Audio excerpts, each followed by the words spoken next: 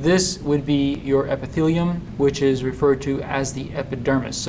And then right over here, and going all the way down over to this depth, this would represent the dermis of the skin.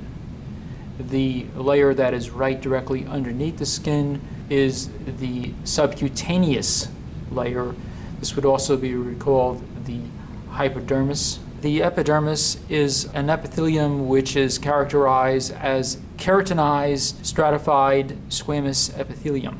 The first layer, which is right over here, is a single cell layer. This layer is referred to as the stratum basale, also known as the stratum germinativum. The stratum germinativum is where you find the stem cells, which would be producing new cells for the epithelium as the upper cells die and are sloughed off. Right above stratum basale, or the stratum germinativum, this layer right over here is the stratum spinosum.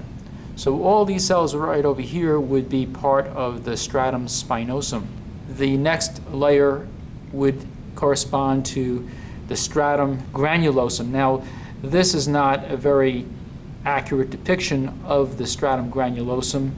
There's no attempt to show cellular structure, but this would be the place where the cells of the stratum spinosum are undergoing changes, including the appearance of granules within the cells as the cells begin to die and reorganize themselves, and will finally be dead cells in this next layer, which will then be sloughed off.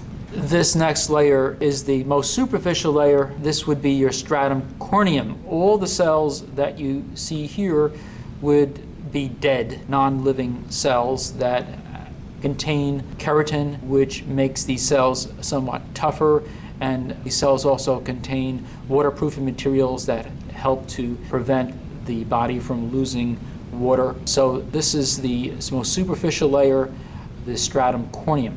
So again, if we just quickly review, we have in this epidermis, we have 4 layers that can be represented in this model. The deepest layer would be the stratum basale, also known as stratum germinativum.